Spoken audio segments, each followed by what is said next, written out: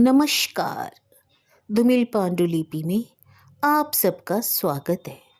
भूली बिसरी कहानी में आज सुनिए शरत चंद्र चट्टोपाध्याय जी की कहानी वैरागी का पंचम तथा अंतिम अध्याय। लेखक शरत चंद्र चट्टोपाध्याय। इसके पहले के अध्याय आपको हमारी प्लेलिस्ट से मिल जाएंगे, लिंक आपको आई बटन में मिल जाएगा। इसी तरह की कहानी उपन्यास सुनने के लिए आप हमारे चैनल को लाइक, शेयर और सब्सक्राइब करना ना भूलिएगा। सुनिए एक कहानी रोज। अपने भाई से के मुंह से कुसुम ने जब उस दिन अपने पति के विवाह की बात सुनी तो उसे बड़ी फिक्र हुई। वह सोचने लगी कि भाग जाऊं। तभी उसके भाई की सास तीर्थ यात्रा के लिए जाने लगी। कुसुम से कहा तो वह भी बिना कुछ कहे सुने जाने के लिए राजी हो गई। कुंज की सास कुसुम को दासी की तरह ले गई थी और उसके साथ उसी तरह पेश भी आई, किंतु कुसुम में इतनी शक्ति नहीं रह गई थी कि वह इतनी छोटी छोटी बातों पर ध्यान दे। लौटकर नल डांगे आने पर कुसुम ने जाने की बात कही तो उसने सांप की तरह फुफकार कर कहा, पागलों की तरह बातें मत करो। हम ठहरे बड़े आदमी और कदम कदम पर हमारे दुश्मन पड़े हैं। जवान औरत, तुम अगर वहां अकेली पड़ी रही तो समाज में हमें कौन सा मुंह दिखलाने लायक छोड़ोगी। कुसुम ने इसका प्रतिवाद नहीं किया।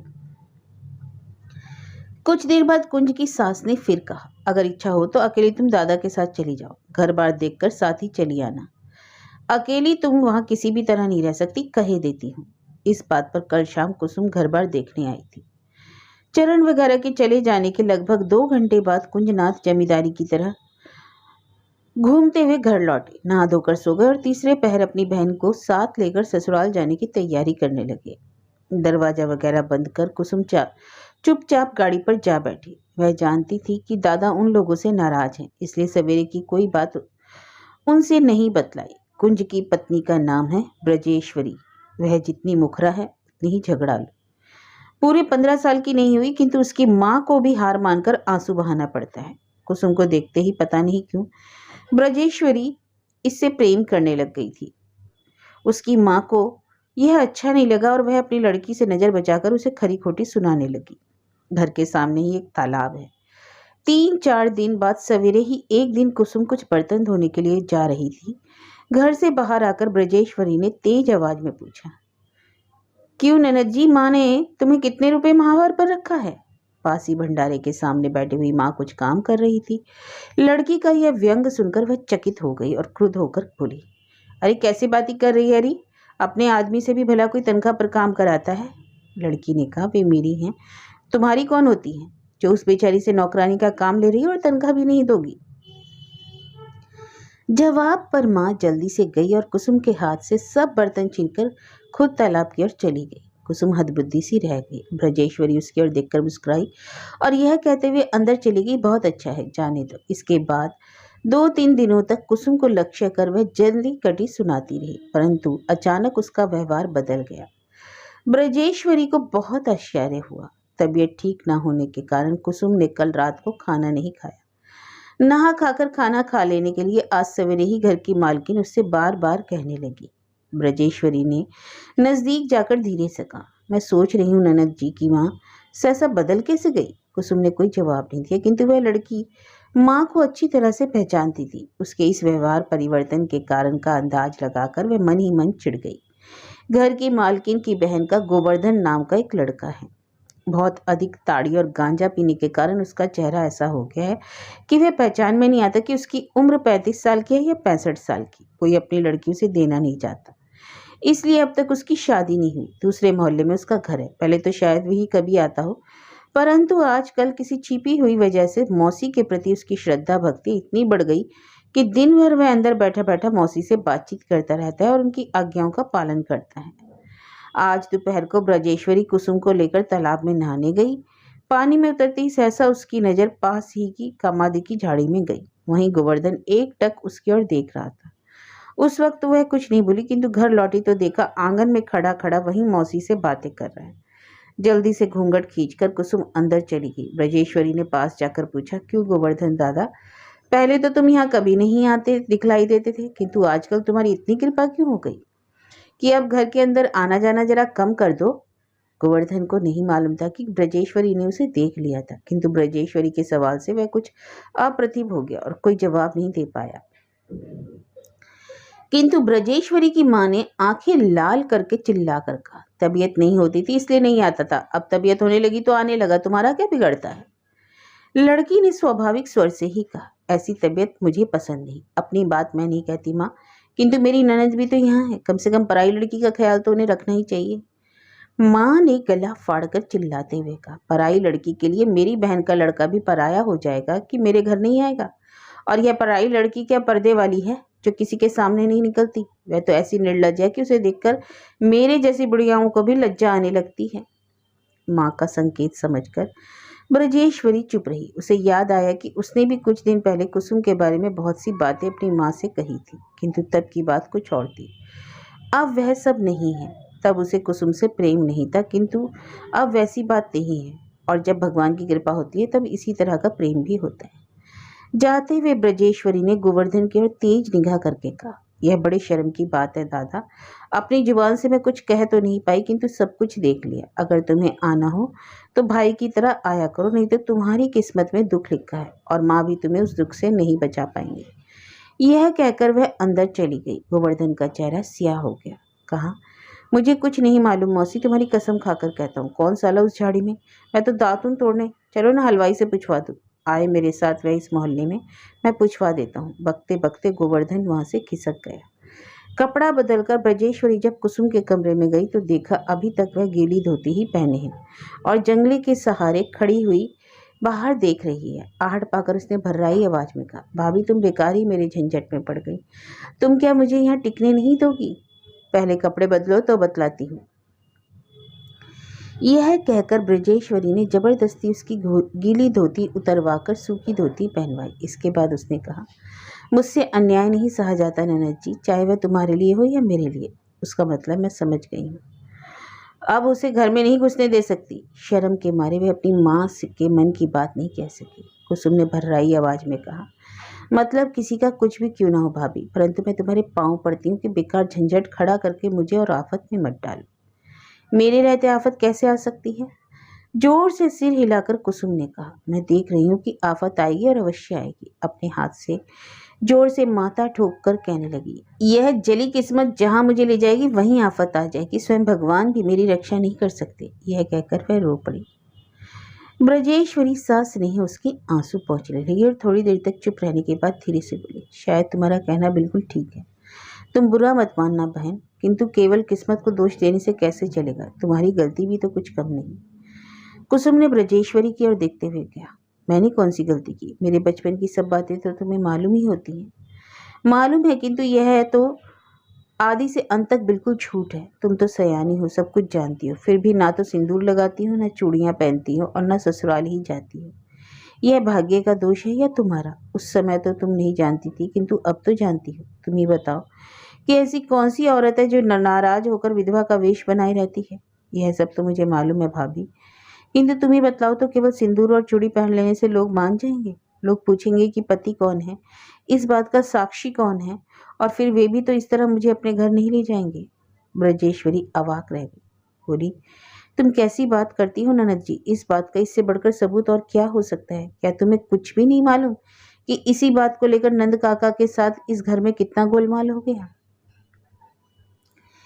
थोड़ी देर तक चुप रहकर ब्रजेश्वरी फिर कहने लगी, तुम्हारे दादा तो सब कुछ जानते हैं, उन्होंने कुछ कहा नहीं। मैं तो समझती थी कि तुम सभी बातें सुनकर यहाँ आई हो। मैंने तो इसलिए तुमसे कुछ नहीं कहा कि कहीं तुम्हें दुख पहुंचे, तुम नाराज ना हो जाओ। बल्कि जिस दिन तुम आई उस दिन तुम्हारे आने के कारण मुझे तुम पर गुस्सा भी आया था। कुसुम ने कौतूहल से अधीर होकर पूछा, क्या बात है भाभी? मैंने तो कुछ भी नहीं सुना। ब्रजेश्वरी ने ठंडी सांस लेकर कहा, वाह, जैसे भाई वैसी ही बहन।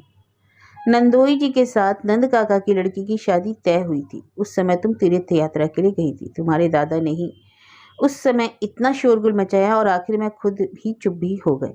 हमारी सास की, तुम्हारी, उन लोगों की अनेक बातें निकली। तब नंद काका ने इनकार कर दिया और कहीं फिर उनकी लड़की का संबंध न टूट जाए। इसके बाद मंदिर के बड़े बाबूजी बुलाए गए।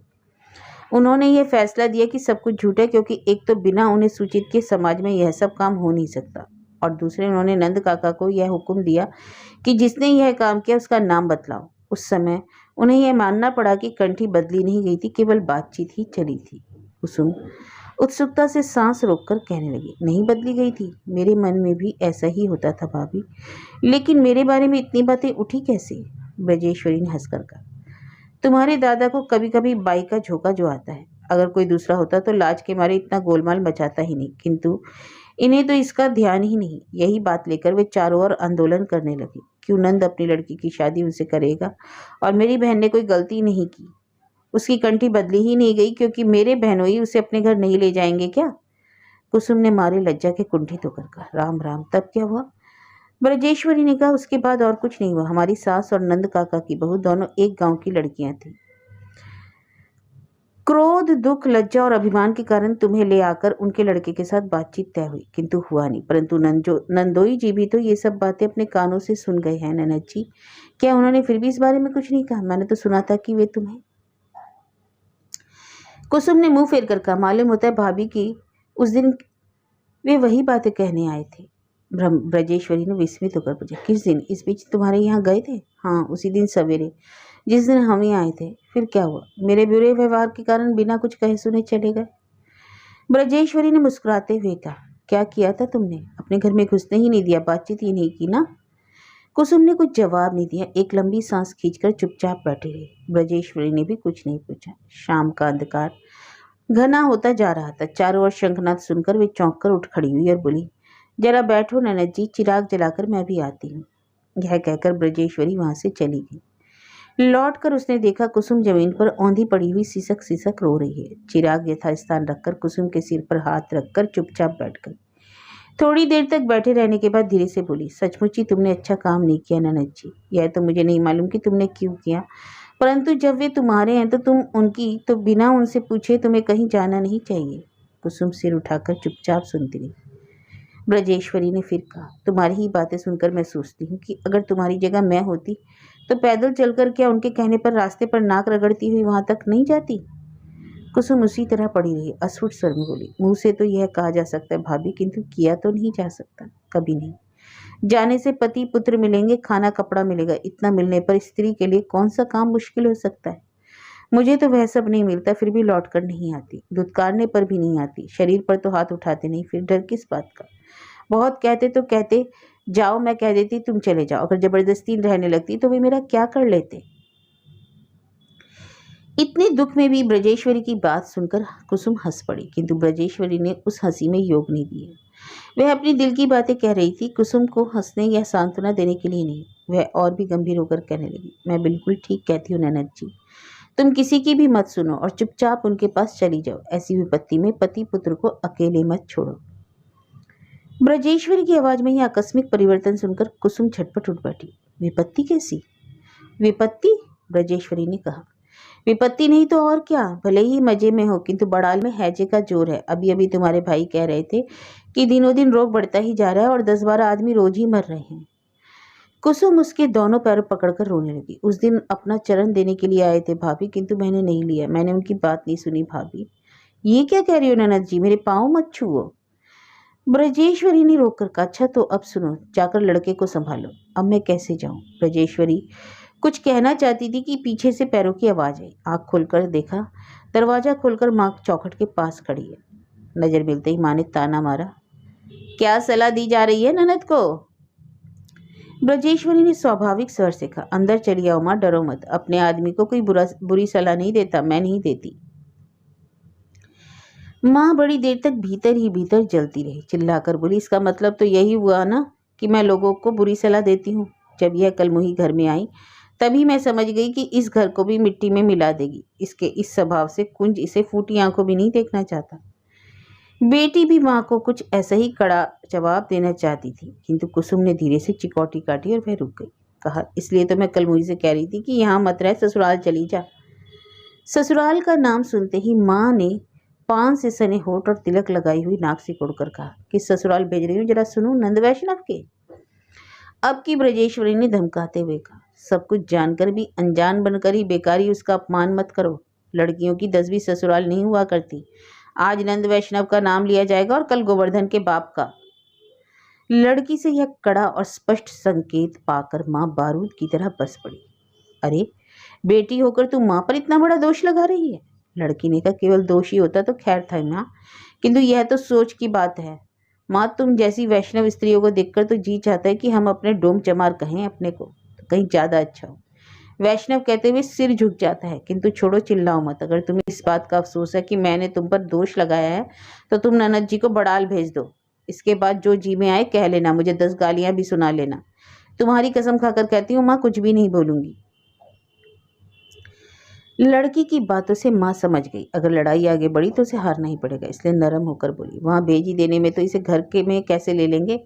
मैं तुमसे कहीं अधिक जानती हूँ ब्रजेश्वरी के। वे लोग इसके अपने नहीं हैं। झूठी उम्मीद दिलाकर इसे परेशान मत करो, वृंदावन से इसका कोई रिश्ता नहीं। यह कहकर जवाब की प्रतीक्षा किए बिना ही जल्दी से चली गई। कुसुम ने अपना सूखा और पीला चेहरा करते हुए ब्रजेश्वरी से कहा, झूठ बात है बहन, बिल्कुल झूठा। माँ झूठ कह गई। यह बात मैं उनकी लड़की होकर भी तुम्हारे सामने कबूल करती हूँ। अच्छा, मैं भी आई। ना मालूम क्या सोचकर ब्रजेश्वरी उठकर वहां से जल्दी चली गई। कुंजनाथ ने यह साबित कर दिया कि अवस्था अच्छी हो जाने से अकल भी अच्छी हो जाती है। पत्नी और बहन का अनुरोध उसने अपने कर्तव्य से विचलित नहीं कर सका। सिर हिलाकर उसने कहा, हो नहीं सकता। जब तक माँ ना कहेगी चरण को यहाँ ला नहीं सकता। ब्रजेश्वरी ने कहा, जाकर कम से कम एक बार देख आओ कि वे लोग कैसे हैं। कुंजनाथ ने कहा, बाप रे, वहां तो रोज 15-20 आदमी मर रहे हैं। तो किसी और को भेज दो जो समाचार लाए वहां का। हाँ, यह हो सकता है। कुंजनाथ आदमी खोजने चले गए। दूसरे दिन कुसुम नहाकर रसोई घर में जा रही थी। उसे देखते ही आंगन बुहारती हुई दासी ने कहा, माँ ने मना किया है बहन, आज रसोई घर में मत जाओ। दासी की बात सुनते ही कुसुम का कलेजा काम गया। उसने डर कर पूछा, क्यों? मुझे मालूम नहीं, कहकर दासी अपने काम में लग गई। कुसुम लौटकर बड़ी देर तक अपने कमरे में बैठी रही। और दिनों तो ब्रजेश्वरी कई बार वहां आया जाया करती थी, किंतु आज एक बार भी नजर नहीं आई। बाहर निकलकर ढूंढने पर भी नहीं मिली। वह अपनी माँ के कमरे में छिपकर बैठी थी। वह जानती थी कि कुसुम उस कमरे में नहीं जाती।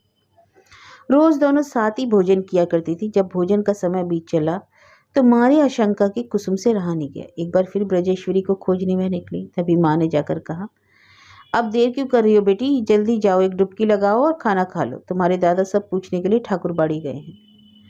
कुसुम ने सिर उठाकर कुछ पूछना चाहा, किंतु उसकी जुबान काट हो गई।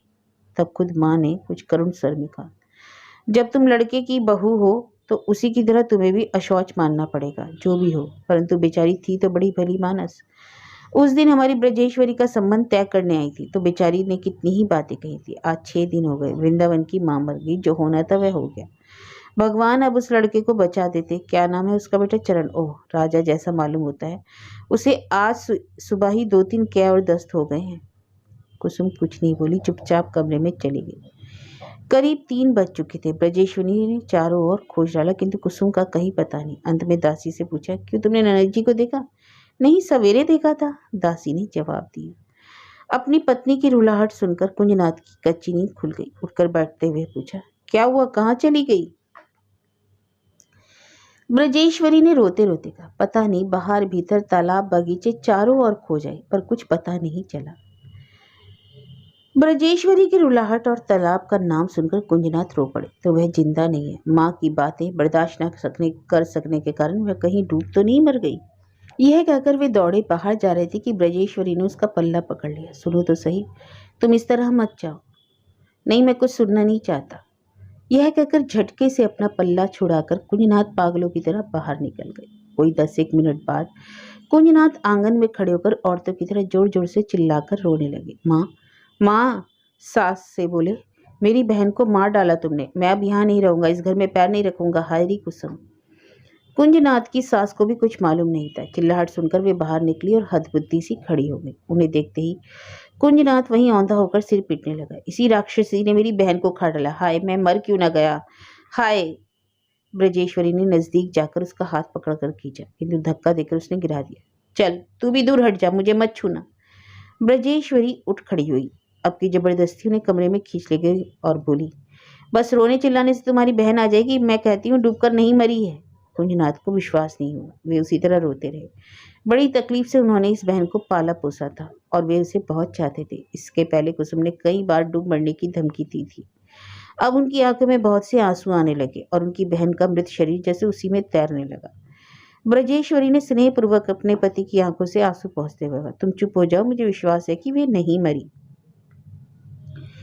कुंजनाथ आंसू भरी आंखें से फाड़ फाड़ कर उसे देखते रहे। उनकी पत्नी ने अपने आंचल से एक बार फिर उनके आंसुओं को ठीक से पोंछते हुए कहा, मुझे लगता है कि ननद जी छिपकर चली गई हैं। कुंजनाथ ने सिर हिलाते हुए कहा, ना ना, ऐसा नहीं हो सकता, वह वहां नहीं जाएगी। चरण के अलावा वहां के किसी को भी वह नहीं देख सकती। ब्रजेश्वरी ने कहा, यही तो तुम्हारी भूल है।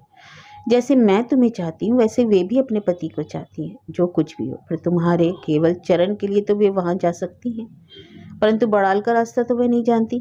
बस मुझे इसी का डर है, अगर राह भूल गई तो पहुंचने में देर होगी या रास्ते में कोई आफत भी आ सकती है। नहीं तो 7 समुद्र और 13 नदियों को पार भी अगर बड़ाल हो तो एक ना एक दिन वे वहां पहुंच जाएंगी। मेरी बात मानो तो तुम उसी रास्ते चले जाओ। रास्ते में अगर कहीं मिल जाए तो साथ ले जाकर उनके पति के हाथ सौंप आना। अच्छा, मैं जाता हूँ, कहकर कुंज उठ खड़ा हुआ। उसका चमचमाता हुआ वह जूता, बढ़िया रेशमी दुपट्टा और शानदार चाल आज ससुराल में ही रह गई। कुसुम के शोक में जमींदार कुंजनाथ बाबू फेरी वाले वैष्णव की तरह नंगे बदन और नंगे पैर पागलों की तरह दौड़ते हुए चल पड़े। केशव के चले जाने पर चरण पिता को देखकर जोर जोर से रोने लगा। बाबा, बाबा, माँ के यहाँ जाऊंगा। स्वभाव से ही वह बहुत शांत था, कभी किसी बात के लिए हट नहीं करता था, किंतु आज उसे बहलाना मुश्किल हो गया। ज्यों ज्यों दिन ढलने लगा तकलीफ बढ़ती ही गई। प्यास के कारण और माँ के पास जाने के लिए चिल्ला चिल्ला कर उसने सबको पागल कर दिया। तीसरे पहर तक उसका यह चिल्लाना रुक गया। अब हाथ पैर ऐंठने लगे और जुबान बंद होने लगी। चैत का यह छोटा सा दिन ढल रहा था। डॉक्टर को साथ लेकर केशव अंदर आए। डॉक्टर उनका साथी था और उन्हीं की उम्र का। चरण को देखते ही गंभीर होकर वह एक और बैठ गया। कुछ कहना ही चाहता था कि वृंदावन को देखकर चुप रह गया। यह देखकर वृंदावन ने बहुत ही शांत भाव से कहा, मैं ही इसका पिता हूँ, किंतु संकोच करने की कोई जरूरत नहीं। आप जो कुछ कहना चाहते हैं कहिए। डॉक्टर साहब, जो बाप अपने एकमात्र बेटे को बिना किसी दवाई के लेकर बैठा रह सकता है वह सब कुछ बर्दाश्त कर सकता है। पिता का यह धैर्य देखकर डॉक्टर साहब मन ही मन कुछ डरे। डॉक्टर होने पर भी आखिर थे तो मनुष्य ही। पिता के सामने वे कुछ भी नहीं कह सके। उन्होंने सिर झुका लिया। मतलब समझकर वृंदावन ने कहा, केशव, तो मैं चला। बगल में ही ठाकुर जी वाली कोठरी है, जरूरत हो तो बुलवा लेना, और हाँ, एक बात और, खत्म होने से पहले बुला लेना ताकि एक बार और उसे देख सकूं। यह कहकर वे बाहर निकल गए। ठाकुर वाली कोठरी में जिस समय वृंदावन घुसे अंधेरा हो रहा था। उन्होंने दाहिनी ओर देखा। यहीं बैठकर माँ जप किया करती थी। अचानक उन्हें उस दिन की बात याद आ गई जिस दिन कुंजनाथ के निमंत्रण से वे लोग गए थे और माँ अपने हाथों का कड़ा पहनाकर कुसुम को आशीर्वाद देकर आई थी तथा चरण को गोद में लेकर बैठी थी और मारे आनंद के ठाकुर जी की कोठरी में अपनी असीम कृतज्ञता का निवेदन करने के लिए वे चुपचाप कोठरी में घुसे थे। वे क्या निवेदन करने के लिए आए हैं? वृंदावन ने जमीन पर लेटकर कहा, बगल की कोठरी में मेरा चरण मर रहा है, इसकी फरियाद करने के लिए आया हूँ। भगवान, पितृ स्नेह भी अगर तुम्हारे ही दिया हुआ है तो फिर बाप की आंखों के सामने बिना किसी की दया के उस तरह निष्ठुरता से उसकी इकलौती संतान की हत्या क्यों होने दी? पिता को ढांढस बंधाने का भी कुछ उपाय क्यों नहीं किया? फिर उन्हें वह पुरानी बात याद आ गई जिसे बहुत दिनों में बहुतेरे कहते आ रहे थे, ईश्वर जो कुछ करता है अच्छा ही करता है। जो तुम पर विश्वास नहीं करते उनकी बात तो वे ही जाने, किंतु मुझे तो विश्वास है कि तुम्हारी मर्जी के बिना एक सूखी पत्ती भी जमीन पर नहीं गिर सकती। जगदीश्वर, तुमसे यही प्रार्थना है कि मुझे समझा दो कि इसमें कौन सी मेरी भलाई है। मेरे इस नन्हे से चरण की मृत्यु से संसार में किसका कौन सा उपकार हो जाएगा? वे जो जानते थे कि संसार की सभी बातें मनुष्य नहीं समझ सकता, फिर भी वे यही सोचने लगे कि चरण क्यों पैदा हुआ और क्यों इतना बड़ा हुआ तथा क्यों उसे कुछ भी करने का मौका दिए बिना ही इस तरह बुला लिया गया। कुछ देर बाद रात की पूजा आरती इत्यादि खत्म करने के लिए पुरोहित जी आए। उनके पैरों की आहट से वृंदावन की तंद्रा टूटी और वे उठ बैठे। उनका मस्तिष्क शांत हो गया था। आकाश में जब तक प्रकाश उदय नहीं हुआ था, फिर भी निर्मल और स्वच्छ नीलाकाश के नीचे अपने भविष्यता जीवन के लिए अस्पष्ट मार्ग की रेखा वे पहचान रहे थे। आंगन में एक और दरवाजे की आड़ में एक औरत को देखकर वृंदावन को आश्चर्य हुआ। इस वक्त अंधेरे में यहाँ कौन बैठा है? नजदीक जाकर वृंदावन ने तुरंत ही पहचान लिया कि कुसुम है। उनकी जुबान पर आ गया, कुसुम, कुसुम, क्या मेरा 16 आना सुख देखने आई हो? अभी अपने बेटे की शीश आत्मा की मंगल कामना से अपना सारा सुख दुख और मान अभिमान छोड़कर भी आए थे, इसलिए प्रतिहिंसा की नीच भावना से अपने बेटे का अमंगल करना उन्होंने नहीं चाहा। दयनीय स्वर में बोले, थोड़ा और पहले तुम आ गई होती तो चरण की बहुत बड़ी इच्छा पूरी हो गई होती। दिन भर उसने जितना कष्ट पाया है तुम्हारे पास जाने के लिए उतना ही रोया है। वो कितना चाहता था वह तुम्हें, किंतु अब तो वह बेहोश है। आओ मेरे साथ। चुपचाप कुसुम पति के पीछे पीछे चल पड़ी। दरवाजे पर पहुंचकर वृंदावन ने चरण की आखिरी शैया की ओर इशारा करते हुए कहा, यह देखो चरण पड़ा है, जाओ ले लो उसे। केशव, यह चरण की माँ है। यह कहकर चुपचाप वे दूसरी ओर चले गए। दूसरे दिन सवेरे तक किसी को भी कुसुम के पास जाकर कुछ कहने की हिम्मत नहीं हुई। कुंजनाथ भी डरकर पीछे हट गए। आखिर वृंदावन ने नजदीक जाकर धीरे से कहा, इस मुर्दे को पकड़े रहने से अब क्या फायदा, दे दो, ले जाए वे लोग। कुसुम ने सिर उठाकर कहा, उन लोगों से कह दो आने के लिए, मैं खुद ही उठाई देती हूँ। इसके बाद कुसुम ने जिस अविचलित दृढ़ता से चरण का मृत शरीर शमशान भेज दिया, उसे देखकर तो वृंदावन भी डर गए। चरण के छोटे से शरीर को जलकर राख होने में देर न लगी। उधर देखते देखते एक गंभीर सांस लेकर अचानक केशव चिल्ला उठे, यह सब कुछ मिथ्या है। बाद बाद में जो यही कहा करते हैं कि ईश्वर जो करता है अच्छा करता है, सभी शैतान है, बदमाश है। घुटनों में मुंह छिपाकर वृंदावन नजदीक ही बैठे थे। अपनी थकी और रक्तवर्ण आंखों को ऊपर उठाकर कुछ देर तक देखते रहने के बाद उन्होंने कहा, भाई शमशान में क्रोध नहीं करना चाहिए केशव। जवाब में बस उफ कहकर केशव चुप रह गए। शमशान से लौटते समय रास्ते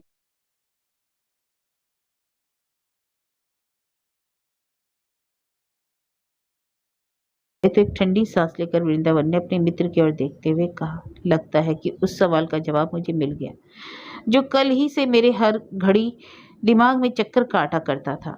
इकलौते लड़के के मरने का भी संसार में ही कुछ प्रयोजन है। केशव अब तक बके जा रहा था। यह निराला सिद्धांत सुनकर वे स्तब्ध रह गए। वृंदावन ने कहा, तुम्हारा कोई बाल बच्चा नहीं है, इसलिए 1000 कोशिश करने पर भी तुम मेरे मन की व्यथा नहीं समझ सकते। समझना कठिन है। यह ऐसी व्यथा है जिसके लिए अपने बड़े दुश्मन के लिए भी कोई ऐसी इच्छा नहीं करेगा, किंतु इसकी भी कोई कीमत है केशव। अब मैं समझने लगा हूँ कि इसकी कीमत बहुत बड़ी है। मालूम होता है कि भगवान ने इसलिए इसकी व्यवस्था कर दी है। केशव उसी तरह चुपचाप देखते रह गए। वृंदावन ने कहा, उन बच्चों को देखकर मेरी व्यथा ठंडी हुई जा रही है। सभी बच्चे मुझे चरण की तरह लग रहे हैं। सभी बच्चों को गले से लगा लेने की इच्छा होती है। जब चरण जिंदा था तो कभी ऐसा नहीं हुआ। केशव सिर झुकाए सुनते हुए चलते रहे।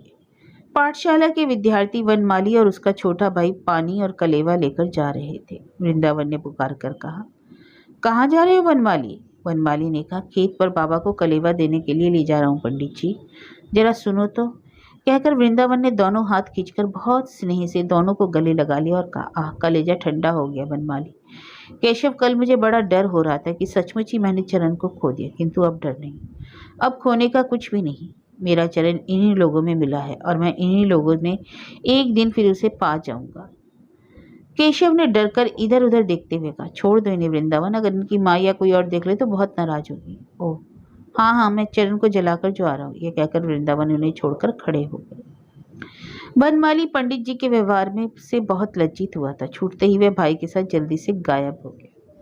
रास्ते में उसी जगह पंडित जी घुटनों के बल बैठ गए और ऊपर की ओर देखते हुए हाथ जोड़कर कहने लगे, जगदीश्वर, चरण को तो तुमने छीन लिया, किंतु मेरी यह दृष्टि मत छीन लेना। ऐसा करना कि हमेशा ही आज ही की तरह सभी बालकों के मुंह देखा करूं और मेरे हाथ में उन्हें गले से लगाने के लिए हमेशा ही आगे बढ़ जाया करें। केशव, शमशान में तुम जिन्हें गालियां बक रहे थे, शायद वे सभी बदमाश नहीं हैं। केशव ने हाथ पकड़कर कहा, चलो घर चलो। चलो कहकर वृंदावन उठ खड़े हुए और 2-1 कदम आगे बढ़कर बोले, भाई वाचालता के लिए मुझे माफ कर दें। मेरे मन पर एक बहुत बड़ा बोझ हो रहा था। केशव, मुझे यह सजा क्यों मिल रही है? अपने जीवन भर में मैंने कोई ब्रह्म हत्या या गौ हत्या नहीं की थी, जिसके लिए भगवान मुझे इतनी बड़ी सजा दे रहे हैं। मेरा केशव बीच में ही उद्वत होकर गरज पड़े। उस बूढ़े घोषाल ने से पूछो तो कहेगा उसके जब तक के प्रभाव से यह हुआ। दूसरे पाजी से पूछो तो कहेगा पूर्व जन्म का फल। ऐसे ही देश के हैं ब्राह्मण। वृंदावन ने अत्यंत धीरे से कहा, सांप की केचुलों को लाठी मारने से कोई फायदा नहीं केशव। सड़ी हुई छाछ की दुर्गंध का अपवाद दूध के माथे मरना गलती है। देखना तो यह चाहिए कि यह अज्ञान ब्राह्मणों को कहाँ खींच ले गया है। सभी बातों की याद करके केशव मनी मन जल रहे थे। उनकी जबान पर जो कुछ आया कहते गए। इतनी बड़ी सजा क्यों? क्यों? वृंदावन ने कहा, यह सजा नहीं है केशव।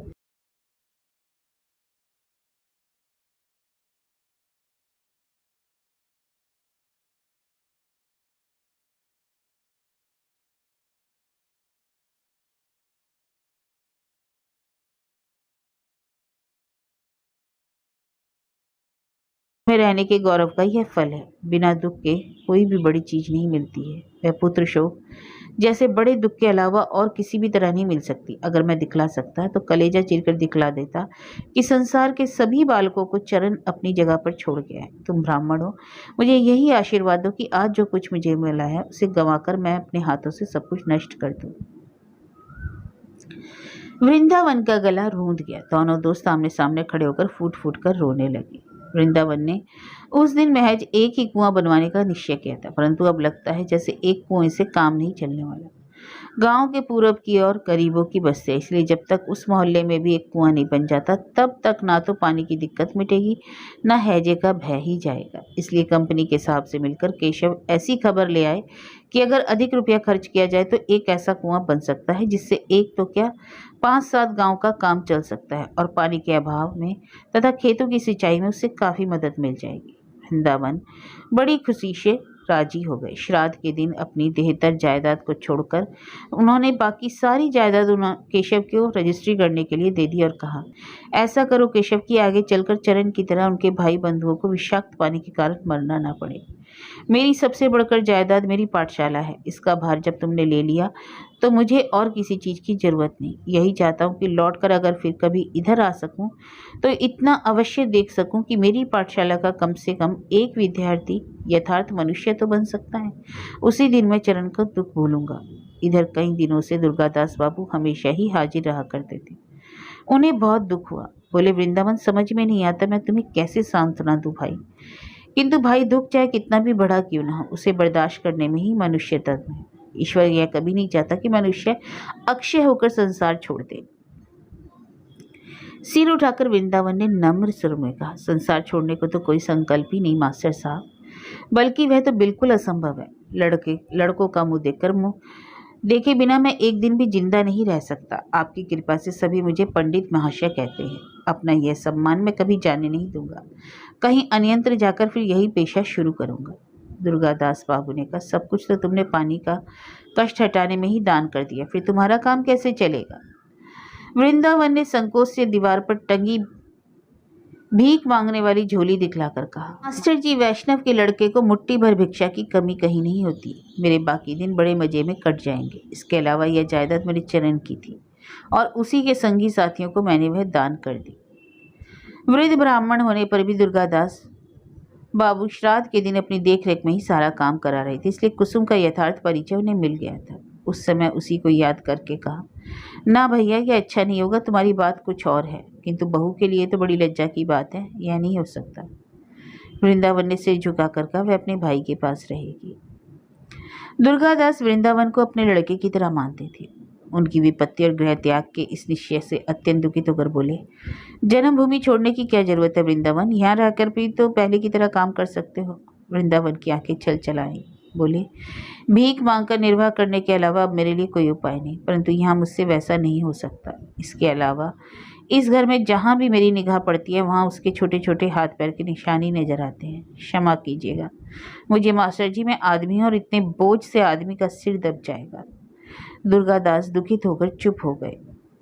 उस दिन की मर्मांतक घटना का प्रभाव चरण की दवा करने के लिए कलकत्ते से आए हुए डॉक्टर पर भी बहुत अधिक पड़ा। उसका अंत देखने की उत्सुकता और वृंदावन के प्रति आकर्षित होकर वे उस दिन सवेरे बिना बुलाए ही कलकत्ता से आ गए थे। सभी बातें अब तक वे चुपचाप सुन रहे थे।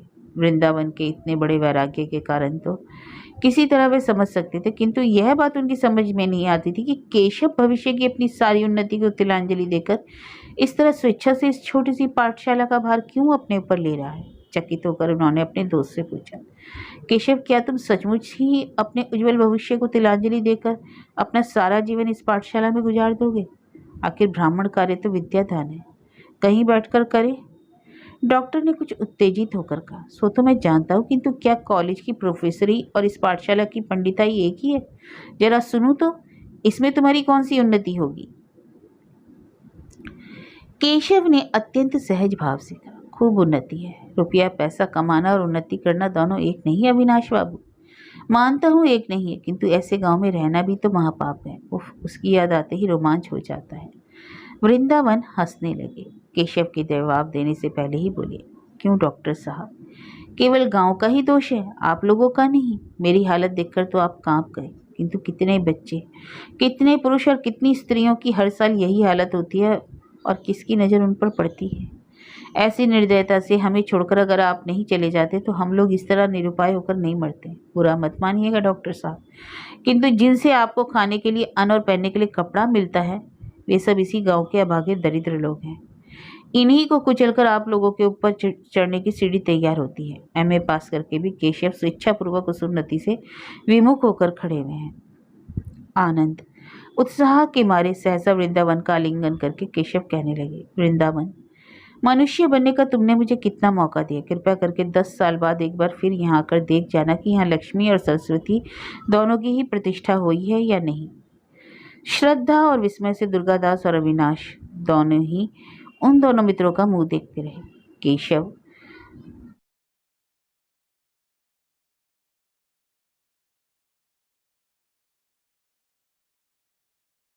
अपने गांव रहने के लिए केशव से ने उनसे बार बार अनुरोध किया। वृंदावन ने नहीं माना, क्योंकि सुख दुख सुविधा असुविधा को वे पूरी उपेक्षा करना चाहते थे। जाने की तैयारी करके ठाकुर पूजा का भार उन्होंने पुरोहित और केशव को सौंप दिया। दास दासियों